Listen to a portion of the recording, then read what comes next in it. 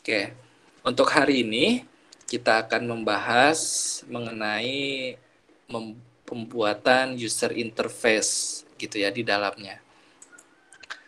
Nah, di pertemuan ketujuh di Waskita itu ada cara pembuatan tutorial gitu ya, cara pembuatan interface seperti apa, bagaimana gitu ya, langkah-langkah tahap-tahapnya.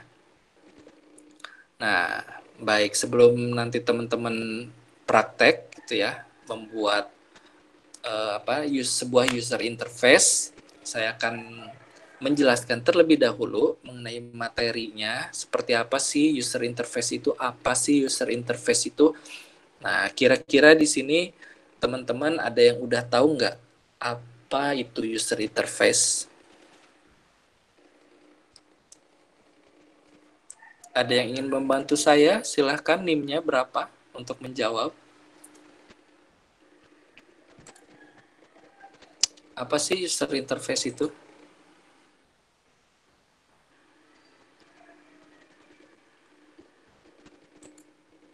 Tampilan dari sebuah web, Pak. Tampilan dari sebuah web. Apakah tampilan dari sebuah web saja? Website dan aplikasi baik itu dari smartphone, dari berbagai Web, platform. website dan aplikasi. Oke, baik. NIM-nya Tampilan berapa, Mas Fajar? sebuah produk, Pak. 1637, Pak. Bentar, satu-satu ya. Berapa? 1637, Pak. 137. Oh iya, Mas Fajar. Oke. Nah, tadi Mas Fajar sudah bilang bahwa user interface itu adalah sebuah tampilan gitu ya, atau visualisasi dari sebuah website atau sebuah aplikasi dan lain sebagainya gitu ya. Bisa aplikasi untuk games gitu ya, bisa juga untuk sebuah software dan aplikasi-aplikasi lainnya. Nah, kira-kira yang akan dibuat atau visualisasi di dalam user interface itu, elemen-elemennya itu apa aja sih? Kira-kira elemen apa aja yang dibuat di dalam user interface? Elemen-elemennya apa saja?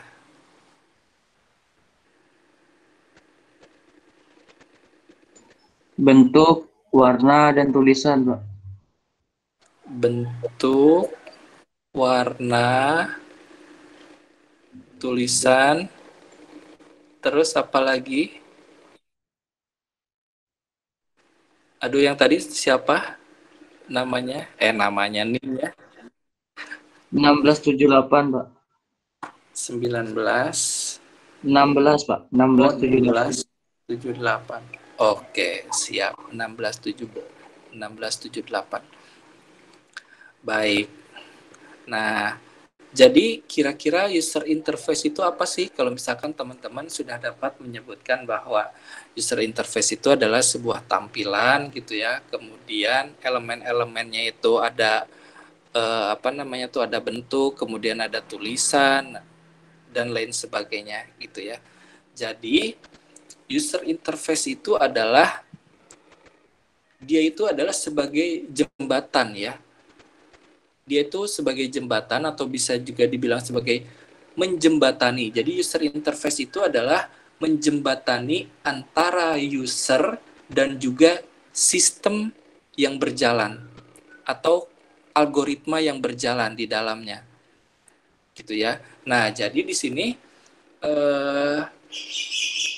secanggih apapun sistem gitu ya, sekompleks apapun sistem tersebut gitu ya, apabila user interface-nya itu tidak mendukung gitu ya, apabila user interface-nya itu jelek, buruk gitu ya, otomatis sistem tersebut tidak akan banyak orang yang gunakan gitu ya. Orang-orang tidak akan menggunakan sistem tersebut atau aplikasi tersebut. Gitu. Nah, jadi di sini user interface itu sangat penting sekali gitu ya. Benar-benar sangat penting user interface itu. Jangan sampai teman-teman menyepelekan sebuah user interface, karena sistem yang baik itu akan ditunjang juga gitu ya oleh user interface yang baik juga, yang menarik gitu ya. Nah, di sini elemen-elemen apa aja sih yang apa namanya tuh yang ada di dalam user interface gitu ya. Oke, yang pertama elemen yang ada di dalam user interface itu adalah desain layarnya atau bentuk layout atau mockup secara keseluruhannya. Nah, desain layar ini menyangkut apa aja sih gitu ya. Nah, elemen desain layar atau mockup tampilannya itu adalah yang pertama jelas warnanya yang dimunculkan gitu ya. Itu seperti apa, bagaimana gitu ya. Nah, di sini untuk penggunaan warna itu teman-teman tidak bisa asal gunakan warna gitu aja. Nah, di dalam pembuatan user interface itu tidak jauh beda seperti teman-teman kemarin dalam pembuatan logo. Nah, untuk user interface juga sama. Kira-kira aplikasi ini, kira-kira website ini, kira-kira games ini itu ditujukan kepada siapa? Untuk siapa? Gitu ya. Contoh, saya langsung ambil aja gambaran gitu ya. Kalau misalkan sebuah aplikasi atau sebuah website atau sebuah games yang ditujukan kepada anak-anak gitu ya. Oh, biar gampang aja langsung aja sebuah aplikasi aja ya. Kita membahas sebuah aplikasi yang ditujukan kepada anak-anak dan juga sebuah aplikasi yang ditujukan kepada instansi pemerintahan ataupun instansi rumah sakit misalkan ya, seperti itu. Nah, di sini teman-teman harus dapat membedakan user yang akan menggunakannya.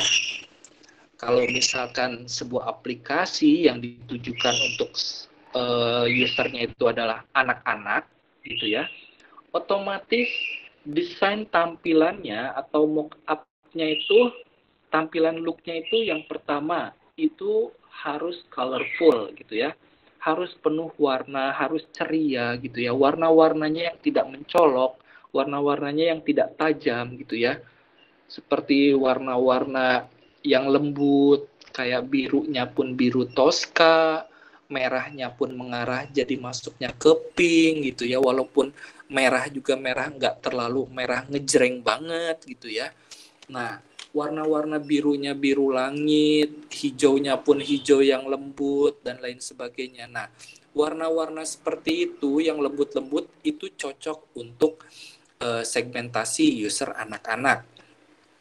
Berbeda halnya apabila teman-teman ingin membuat untuk tampilan instansi pemerintahan atau instansi rumah sakit gitu ya. Nah, untuk aplikasi gitu ya, untuk sebuah sistem aplikasi rumah sakit, kemudian instansi pemerintahan, pembuatan atau pemberian warnanya itu biasanya monoton dan biasanya ya udah cuman abu-abu aja. Kalau misalkan teman-teman pernah lihat sistem rumah sakit atau pernah lihat sistemnya punya BKD untuk pemerintahan daerah, pernah lihat apa enggak? Pernah, Pernah ya? pernah. Nah, biasanya kan monoton ya warnanya, kalau enggak abu-abu, kemudian fontnya warna putih atau enggak warna hitam gitu ya. Abu-abunya pun abu-abu dark dan juga abu-abu terang gitu ya. Abu-abu terang itu apa ya? Misty ya. Warna abu-abu misty atau yang abu-abu rada gelap. Ya udah warnanya monoton itu aja gitu ya. Backgroundnya atau warna abu-abu, kemudian ataupun warna kantornya yang identik dengan kantor instansinya, misalkan warna hijau ya hijau gitu ya, kemudian warna tombol-tombolnya yang lain itu bisa jadi hijau tuanya, ketika diklik berubah jadi seperti apa, ya monoton banget gitu ya. Berbeda halnya ketika teman-teman membuat tampilan untuk anak-anak aplikasinya, pastinya itu ketika backgroundnya warna biru, birunya pun biasanya ada gradasinya, kemudian ataupun ditambah dengan warna-warna lainnya, pokoknya benar-benar colorful lah untuk anak-anak itu, benar-benar banyak warnanya gitu ya. Tapi warnanya pun nggak mesti harus semuanya ganti-ganti warna gitu ya. Colorful di sini tuh yang berwarna, yang menarik gitu. Maksud dari colorful di sini itu seperti itu. Itu antara untuk segmentasi user anak-anak dengan intansi itu benar-benar 360 derajat berbedanya. Kemudian elemen apa aja sih? Yang kedua, di samping elemen pertama itu adalah desain layarnya, yang kedua itu adalah tombolnya.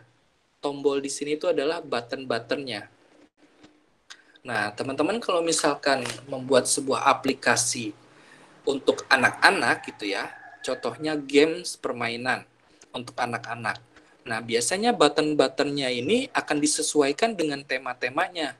Kalau misalkan untuk mengenal lagu-lagu daerah dan lain sebagainya, nah kemungkinan besar button-buttonnya itu akan dibuat seperti not balok gitu ya, atau kunci nadanya. Atau kalau misalkan untuk belajar matematika, button-buttonnya itu bisa berupa simbol-simbol matematis ya, bisa simbol X, bisa simbol tambah dan lain sebagainya. Ataupun ketika pembuatan ikonnya juga sama. Pembuatan icon-icon di sini pun untuk user anak-anak itu pasti icon-iconnya pun akan menyesuaikan. Bisa juga diganti dengan icon gambar daun gitu ya, ataupun batang kayu, ataupun apapun itu gitu ya, yang sesuai dengan tematik dari sistemnya tersebut atau gamesnya tersebut. Berbeda halnya ketika pembuatan tombol dan juga icon untuk sistem sebuah perusahaan atau sebuah instansi rumah sakit atau perkantoran ya, atau instansi pemerintah daerah gitu ya. Nah, biasanya untuk instansi pemerintah daerah atau rumah sakit yang kayak gitu, untuk pembuatan tombol button-buttonnya itu biasanya itu tegas-tegas ya. Nah, tombol button tegas itu seperti apa sih? Contohnya, nah, tombol button yang tegas itu dia memiliki sudut lancip ya, kotak-kotak. Sudutnya itu lancip-lancip, kotak-kotak, berurutan, gitu ya. Nah, walaupun terpaksa untuk aplikasi anak-anak ini membuat kotak gitu ya. Nah, biasanya kotaknya ini untuk usernya anak-anak, itu ujungnya itu akan dibuat curve. Curve itu akan dibuat melengkung gitu ya. Tidak lancip, tidak membuat sudut lancip. Kenapa seperti itu? Karena dari sisi psikologis gitu ya, user anak-anak itu dia kurang cocok untuk diberikan tombol button yang tegas, yang ujungnya lancip. Biasanya akan diberikan curve ujungnya itu. Kalau misalkan teman-teman tidak percaya, silahkan teman-teman buka-buka aplikasi atau games untuk anak-anak gitu ya, yang kalau misalkan tombol buttonnya ada yang kotak, benar-benar kotak gitu ya, kotak tegas gitu ya, hanya sekedar kotak aja, itu nanti tolong kabarin saya gitu ya kalau nemu gitu ya. Dan saya yakin pasti tidak ada yang menggunakan tombol kotak tegas seperti itu. Nah, kemudian ikonnya untuk perusahaan itu biasanya ya udah untuk settingnya biasanya berbentuk ya normal lah, bikin gerigi gitu ya untuk setting. Kemudian untuk home, gambar rumah gitu ya. Kemudian untuk close-nya, X-nya itu ya udah cuman X kayak gitu aja gitu ya. Sebuah font huruf X kemudian dikasih kotak merah. Udah selesai gitu aja. Kemudian untuk library-nya itu ya cuman gambar buku aja. Kalau enggak kayak map bertumpuk itu, kayak map bertumpuk. Udah enggak ada desain-desain yang sebuah keceriaan atau sebuah desain-desain yang menarik itu enggak ada ya untuk sistem perkantoran itu. Biasanya benar-benar monoton pokoknya itu.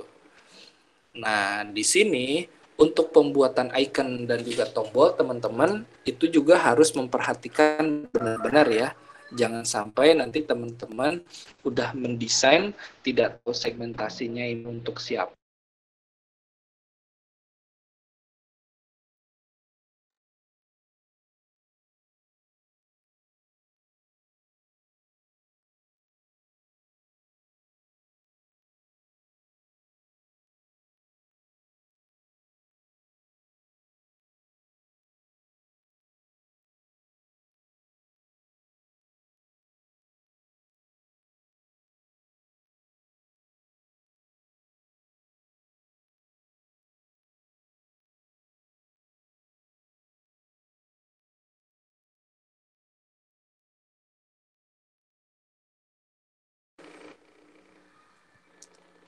Cek. Halo teman-teman. Aduh. Halo Pak. Ya Pak, Kedengaran suara saya lagi? masuk Pak, Mas. Masuk Pak, sudah bisa. Oke, sekali lagi mohon maaf gitu ya. Karena ini posisi saya lagi ada di kepulauan kecil gitu ya, Kepulauan Selayar di sini.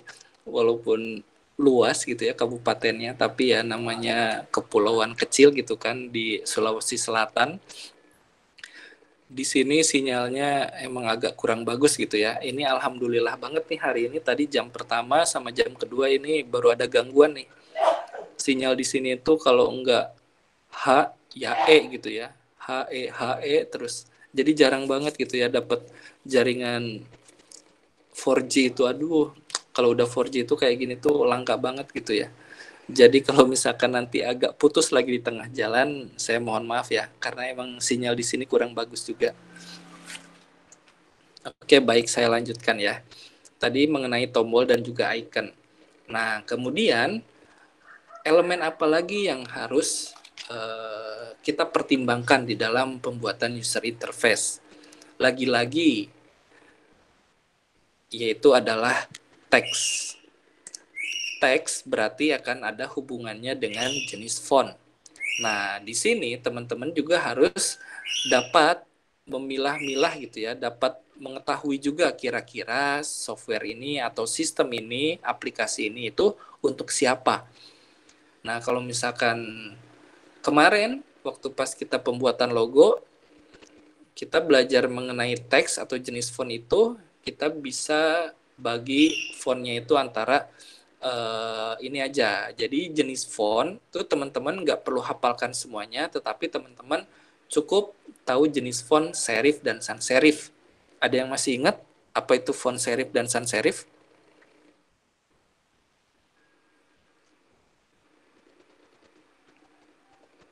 Sudah lupa? Baiklah, tidak apa-apa ya. Kan yang Silakan. ada garis di ujungnya itu Pak. Apa Sama yang Mas Fajar? kan tanpa ujung. Kalau yang mana yang sans serif sama serif itu yang Pak yang salah satunya itu ada kayak garis, jadi kayak mirip kayak Times New Roman kalau nggak salah Pak. Jadi kayak setiap per hurufnya itu jadi kayak ada garis horizontalnya. Kalau yang satunya itu tanpa garis. Oke, ininya aja langsung aja pemanfaatannya, kira-kira yang serif itu untuk apa, yang sans serif itu untuk apa?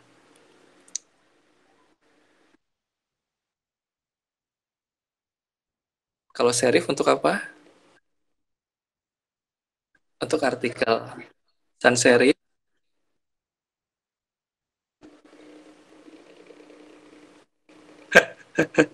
Oke, baik.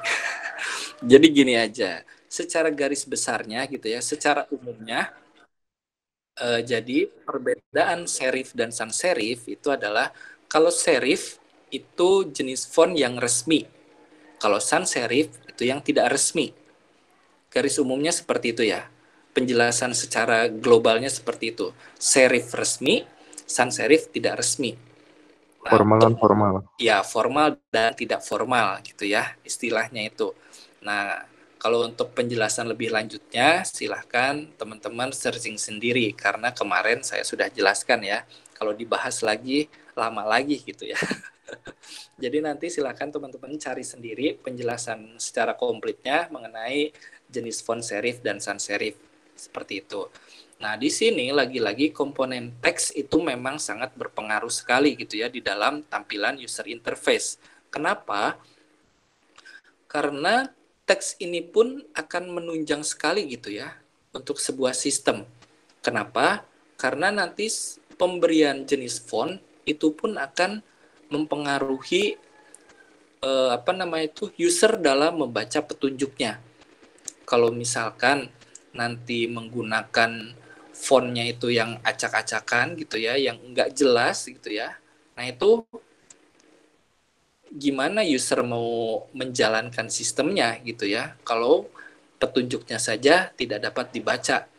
Nah, sehingga di sini kalau misalkan teman-teman untuk sistem, untuk games atau aplikasi yang diarahkan untuk anak-anak gitu kan, biasanya itu menggunakan jenis font-font sans serif yang tidak resmi, sehingga anak-anak akan lebih nyaman, sehingga anak-anak akan lebih enak untuk membacanya.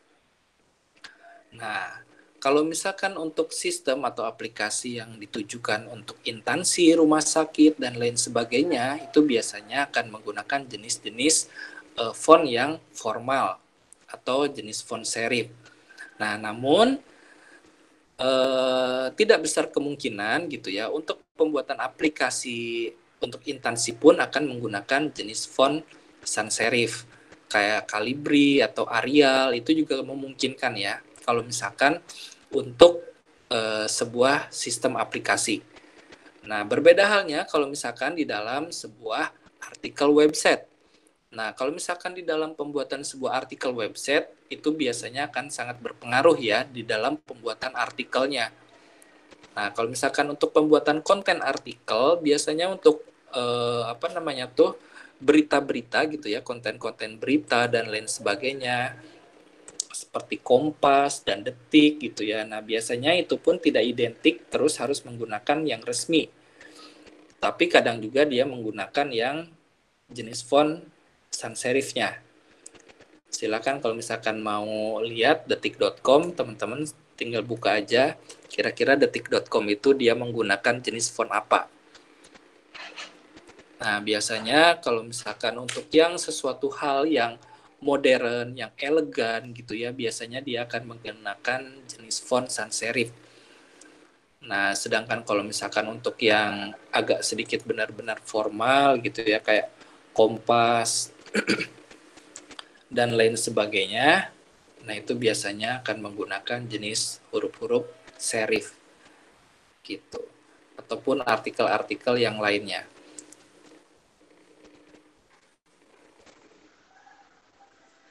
Nah, kemudian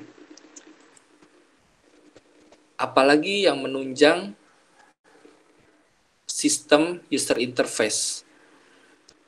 Ini biasanya sering sekali diabaikan ya. Atau orang banyak yang bilangnya itu bahwa ini itu tidak termasuk ke dalam user interface, karena user interface itu yaitu cuma tampilan visualisasi aja gitu ya.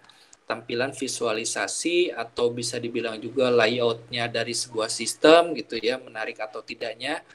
Nah, di sini kadang orang mengabaikan satu elemen ini. Apa sih elemen ini? Yaitu adalah seorang desainer user interface gitu ya. Dia itu harus dapat menggambarkan atau dia pun harus dapat membuat sistematis bagaimana user itu menggunakan aplikasi tersebut atau sistem tersebut. Nah, jadi user interface di sini tuh seorang desain user interface dia juga harus membuat bagaimana user itu menggunakan aplikasi tersebut gitu ya. Apakah dengan berapa langkah user itu dapat menuju ke finish gitu ya, mulai dari start, login, kemudian apa yang harus dilakukan oleh user tersebut, kemudian ada berapa tahapan yang harus dilalui user tersebut untuk mencapai ke finish. Semakin banyak tahapannya, semakin rumit gitu ya, biasanya user itu akan males gitu ya. User itu akan, kok banyak banget sih tahapannya, kok gini-gini banget sih. Nah, biasanya user akan mengeluh di sisi tersebut. Nah, biasanya sebuah sistem akan berjalan semakin singkat, sebuah sistem akan semakin ringkas. Nah, maka user itu akan merasa lebih nyaman. User itu akan merasa lebih tertolong, terbantu gitu ya. Dia enggak banyak harus melakukan banyak hal gitu. Nah, user interface pun harus bisa merancang seperti itu. Kira-kira mulai dari login, kemudian masuk ke menu apa, kemudian melakukan apa, ada berapa tahapan di dalamnya, nah kemudian udah selesai, finish. Gitu. Jangan sampai nanti sebuah sistem itu dia bertele-tele, harus klik ini dulu, harus klik ini dulu gitu ya, kan bikin males ya. Contohnya aja seperti ini. Ketika teman-teman ingin mendownload sebuah software ya, biasanya kan kalau misalkan teman-teman mengunjungi sebuah website yang abal-abal gitu ya, teman-teman hanya akan diarahkan kepada backlinknya saja. Klik ini, kemudian dialihkan ke sini lagi, di looping gitu ya, alihkan ke sini lagi, malah masuk ke iklan, malah masuk ke advertisingnya. Nah itu kan jenuh kan, malas kan. Nah UI pun sama, harus seperti itu. Jadi jangan sampai nanti teman-teman mendesain atau membuat sesuatu hal yang bertele-tele, yang rumit. Kenapa? Karena nanti orang akan benci gitu ya. Orang nanti akan, ya ampun, ke website ini tuh kayak gini sih. Kok kita dikirimnya itu ke backlinknya yang ada di sini. Kita yang ingin saya dapatkan itu ya softwarenya ini gitu ya. Yang saya ingin dapatkan itu ya artikelnya tentang ini gitu. Nah, kalau misalkan teman-teman membuat desain yang salah, itu nanti akan krusial sekali ya terhadap produknya tersebut, terhadap sistem tersebut, atau terhadap websitenya tersebut. Bisa tidak ada pengunjungnya, bisa juga bahkan software tersebut tidak ada yang menggunakannya. Nah, itu penjelasan mengenai user interface. Kemudian visual apa saja yang harus kalian ketahui sebelum mendesain sebuah user interface. Ada yang ingin ditanyakan terlebih dahulu mengenai penjelasan user interface?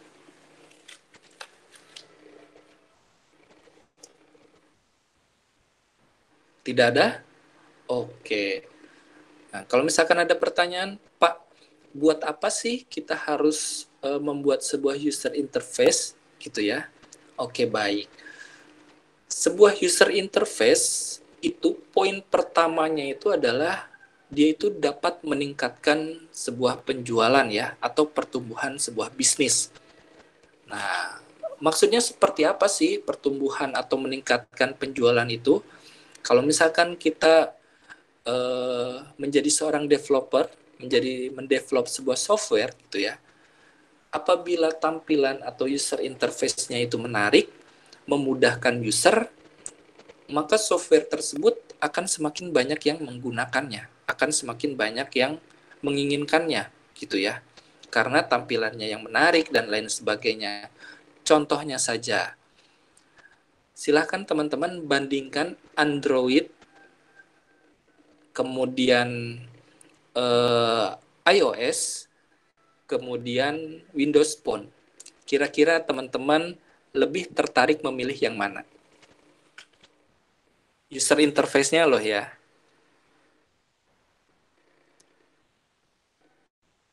Teman-teman pilih yang mana? Antara Android, Windows Phone, dan juga iOS.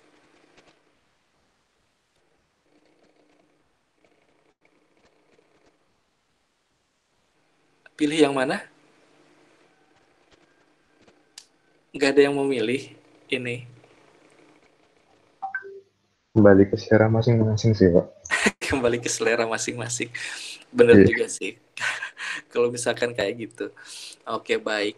Kalau misalkan kita kembalikan ke, kata Mbak Angela, katanya sesuaikan dengan budgetnya masing-masing. Iya juga sih, betul banget ya. Kita kembalikan lagi ke sesuaian kebutuhan kita. Baik. Di sini kenapa sih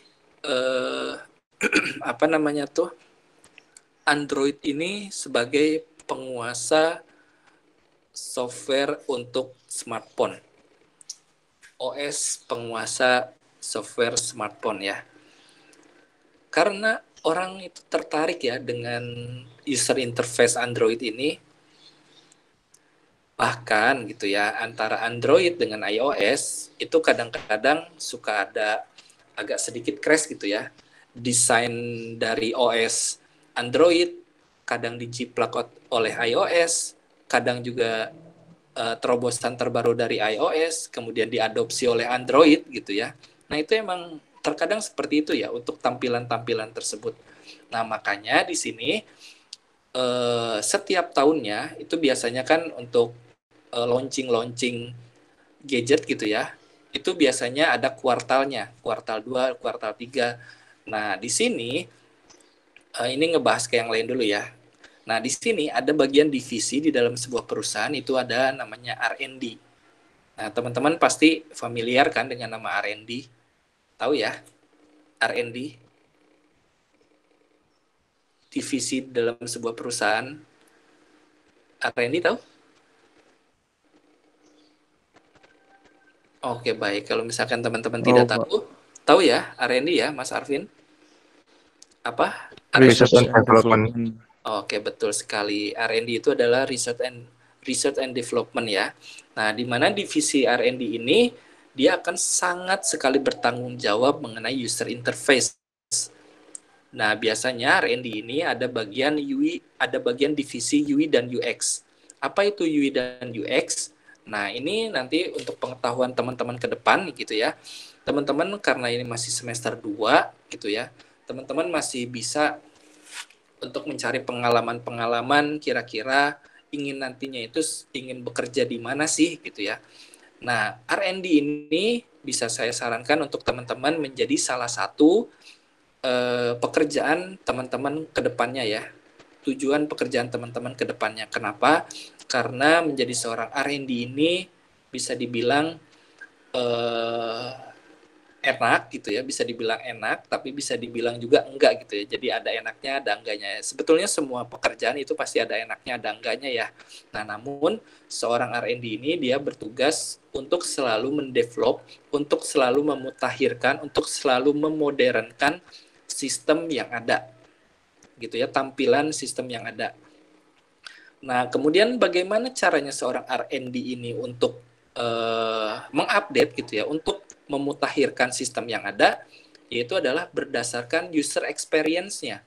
Nah, lalu user experience itu seperti apa sih?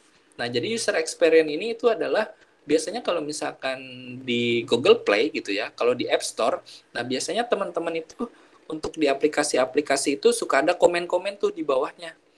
Kira-kira dia kasih bintang berapa sih komentarnya gitu ya. Nah, di situ dibacain tuh semuanya oleh R&D itu, oleh bagian divisi UI UX-nya. Nah, kemudian dari komen-komen tersebut itu kan experience seorang user ya terhadap tanggapan dari sebuah software tersebut. Nah, kemudian dari semua komentarnya itu akan dibuat poin-poin gitu ya. Kira-kira oh ini banyak komentar yang mengenai tampilannya kayak gini nih kurang bagus nih. Kemudian untuk bagian ininya terdapat bug nih, kekurangannya di sini di sininya. Nah, nanti untuk bagian user interface-nya itu nanti bagian divisi pemrogramannya, R&D-nya yang lain, dia akan merubah tampilannya di situ. Dan keuntungannya untuk menjadi seorang R&D itu adalah kalau misalkan setiap kali ada launching gitu ya di kuartal-kuartal untuk launching itu biasanya kuartal kedua dan juga kuartal keempat di dalam setiap tahunnya. Nah itu biasanya dia akan jalan-jalan ke luar negeri. Itu poin plusnya sih ya.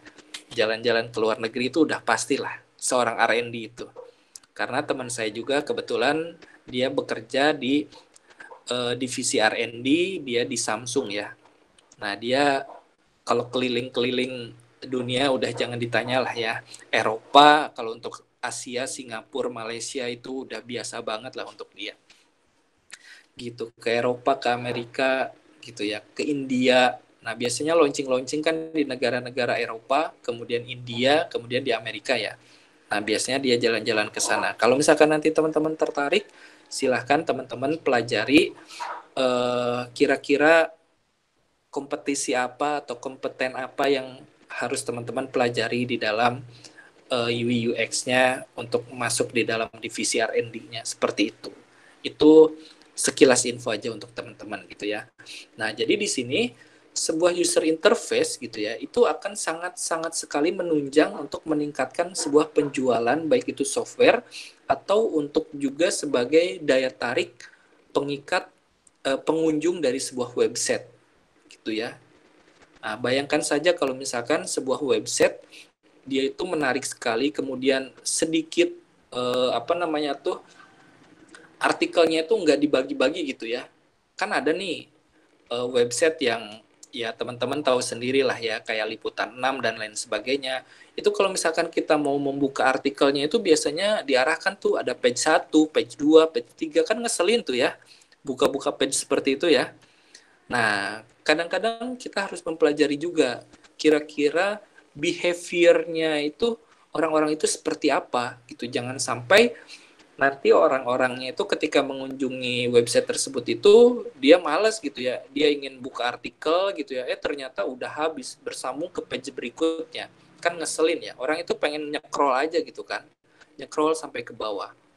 Nah, teman-teman harus mempelajari karakteristik dari usernya itu sendiri seperti apa gitu. Kemudian apalagi manfaat dari user interface, yaitu yang pertama tadi udah jelas itu untuk meningkatkan penjualan atau pertumbuhan bisnis dari brand tersebut. Nah, yang kedua itu adalah untuk meningkatkan kualitas branding. Berbeda ya, yang pertama itu untuk meningkatkan penjualan, nah yang kedua ini adalah untuk meningkatkan kualitas branding. Kualitas branding ini apa sih? Nah, kualitas branding ini adalah untuk user interface-nya ini menjadikan ciri khas gitu ya, menjadi kualitas dari contohnya website gitu ya, dari Facebook. Kira-kira user interface Facebook itu seperti apa? Nah, itu akan menjadikan kualitas dari website Facebook tersebut. Oh, Facebook ini ringan. Oh, berbeda dengan Twitter. Twitter itu seperti ini, seperti ini. Nah, nanti dengan tampilan user interface Facebook yang menurut user ini lebih ringan dan lain sebagainya, otomatis orang-orang akan lebih menggunakan Facebook dibandingkan Twitter seperti itu. Itu akan meningkatkan kualitas branding dari produk tersebut. Seperti itu. Semakin user interface-nya semakin menarik, biasanya kemudian ringan, kemudian tidak berat gitu ya. Nah, itu tidak apa namanya itu bertele-tele gitu ya. Nah, itu biasanya banyak akan menarik banyak user untuk mengunjunginya seperti itu. Bisa dipahami untuk poin-poin apa namanya tuh keuntungan dari user interface? Ada yang ingin ditanyakan?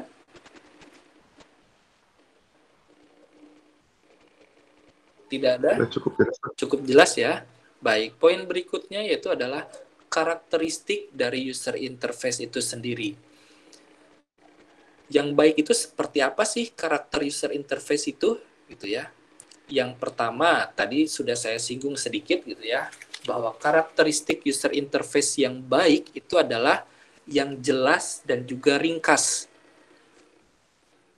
Jadi enggak terlalu berantakan, tata letaknya itu enggak ngacak gitu ya, kanan kiri dan lain sebagainya. Kalau misalkan teman-teman membuat sebuah artikel gitu ya, ingin memposting sebuah artikel, kalau misalkan untuk memunculkan apa namanya tuh gambarnya itu di bagian atasnya, ya udah konsisten di bagian atasnya. Jangan sampai nanti membuat artikelnya itu di dalam sebuah website tata letaknya itu ada yang di atas, ada yang di tengah, ada yang di kanan, ada yang di kiri, bahkan ada yang di bawah. Nah, teman-teman harus konsisten. Kalau misalkan di atas ya di atas, kalau misalkan mau di kanan ya di kanan, ataupun teman-teman mau apa itu mau acak tuh ya, acaknya juga harus sistematis. Kalau kanan, kiri, dia lagi. Jadi lebih jelas, lebih ringkas gitu ya. Jadi jangan acak-acakan naruhnya itu. Jangan sampai kayak koran lah istilahnya ya. Kalau misalkan koran kan walaupun dibagi 2 kolom gitu ya, tapi bisa dibilang bahwa koran itu kurang presisi ya, kurang bagus gitu ya. Nah, sehingga di sini teman-teman harus buat sebuah user interface itu harus yang jelas dan juga ringkas. Nah, poin kedua yang paling penting di dalam user interface itu adalah user interface itu harus responsif. Nah, responsif seperti apa sih? gitu ya. Kita ambil contoh sebuah website. Nah, responsif di sini sebuah website itu harus dapat diakses di berbagai macam device. Nah, untuk saat ini device yang ada kira-kira ada device yang sering kita gunakan. Komputer ya, desktop, monitor desktop, kemudian laptop atau netbook. Apa lagi? Ya, port satu gitu. Nah, saat ini ada 4 device yang harus kita perhitungkan. Oke, baik, kita ringkaskan saja jadi 3 device. 3 device-nya itu mungkin laptop dan juga desktop gitu ya. Atau monitor itu mungkin bisa disamakan. Namun cuman hanya berbeda ukurannya saja gitu ya. Nah, yang jadi permasalahan apabila si websitenya ini udah tampilan di desktopnya bagus, tetapi ketika untuk diakses di device smartphone, itu dia jadi acak-acakan, jadi jelek gitu ya. Nah, jangan sampai seperti itu. Untuk sebuah website yang responsif, yang bagus itu adalah dia bisa diakses di desktop juga nyaman dibaca. Kemudian untuk di device lainnya pun seperti smartphone dan tablet pun tetap enak dibacanya, tetap bagus gitu ya. Nah, di sini teman-teman di dalam membuat desain user interface itu teman-teman harus membagi ke dalam 2 desain atau membuat pemrogramannya itu codingnya itu menjadi dinamis, tidak statis gitu ya. Jadi ketika nanti layarnya berbeda ukurannya gitu ya, ukuran resolusinya, nah dia itu akan tata letaknya menjadi seperti ini. Namun tata letaknya pun itu harus diperhitungkan oleh desain user interface. Misalkan dari mulai header, kemudian konten sampai dengan footernya itu nanti harus seperti apa. Jangan sampai nanti acak-acakan ya tata letaknya. Nah, teman-teman harus perhitungkan nih. Kalau misalkan di desktop itu dari batas kanan ke tengahnya berapa, batas kiri ke tengahnya berapa. Nah, ketika berpindah device gitu ya, itu pun harus ada ukurannya. Nah, teman-teman di sini harus benar-benar perhitungkan. Makanya di dalam pembuatan desain user interface gitu ya, nanti di Adobe Illustrator yang tutorialnya saya sudah berikan ada di Waskita. Nah, teman-teman di sini harus memperhatikan namanya itu grid. Grid itu adalah garis bantu ya. Nah, garis bantunya itu muncul ketika teman-teman narik dari penggarisnya. Penggaris di bagian atas dan juga di samping sebelah kiri. Nah, untuk memunculkan penggaris itu teman-teman tinggal tekan Shift huruf R. Kalau enggak Shift, bisa juga Control huruf R atau Shift Shift R sama Control R. Biasanya kadang ada yang berbeda. Nah, kemudian untuk membuat agar presisi gitu ya, teman-teman di sini harus membuat workspace-nya atau lembar kerjanya itu menjadi lembar kotak-kotak, enggak yang hanya sekedar polosan aja gitu ya workspace-nya. Nah, bagaimana memunculkan kotak-kotaknya itu sebagai nanti bantuan teman-teman agar nanti membuat setiap kotaknya itu menjadi terstruktur gitu ya. Nah, bagaimana cara memunculkannya? Tinggal teman-teman tekan Shift tanda petik 2 atau Control tanda petik 2 yang di samping Enter di situ untuk memunculkan kotak-kotaknya. Seperti itu. Nah, jadi nanti antara tampilan desktop, kemudian laptop, netbook, kemudian smartphone dan juga tabletnya gitu ya, itu nanti akan presisi, akan tetap nyaman untuk dilihatnya gitu. Jadi user interface yang baik gitu ya, karakteristik interface yang baik itu adalah yang responsif, yang dapat diakses di berbagai macam device seperti itu. Nah, kemudian yang berikutnya karakteristik user interface yang baik yaitu adalah tadi saya sudah sebutkan, yaitu adalah terstruktur. terstruktur di sini seperti apa sih user interface yang terstruktur itu? Nah, yang terstruktur itu adalah tata letak dari button-buttonnya, itu misalkan dari tombol pertama ke tombol kedua, misalkan space-nya jaraknya itu 1 cm. Nah, dari tombol kedua ketiganya pun itu harus sama 1 cm. Jangan sampai jadi 2 cm atau jadi 2,5 cm. Kemudian tombol keempatnya itu space-nya antara dengan yang ketiganya itu malah jadi 0,5 cm. Nah, tidak yang seperti itu gitu ya. Jadi benar-benar harus presisi, benar-benar harus sama. Kalau misalkan runtutan tombol button pertama sampai kelima, space-nya itu harus sama, 0,5 cm, 0,5 cm semuanya. Kemudian untuk tata letak header dan footer-nya. Kemudian antara header dan footer itu biasanya di tengah-tengahnya kan konten. Nah, itu juga harus benar-benar terstruktur ya, jangan sampai acak-acakan. Kalau misalkan ingin memunculkan produk-produk barang gitu ya, nah teman-teman harus dapat mengklasifikasikan misalkan produk barang-barang kebutuhan rumah tangga. Sabun itu apa aja sabun yang ada. Kemudian cemilan itu apa aja. Kemudian kalau misalkan ada kebutuhan dapur, bahan-bahan dapur, minyak dan lain sebagainya itu ada apa aja. Nah, nanti teman-teman harus dapat membuat desain-desain pengkelompokan seperti itu agar terstruktur, agar orang yang mengunjungnya itu menjadi tidak pabaliut. Bahasa Indonesianya apa ya, tidak pabaliut ya, tidak bingung lah ya, kurang lebihnya seperti itu. Nggak bingung kalau mengunjungi sebuah website tersebut, atau tidak bingung ketika mengakses sebuah sistem tersebut.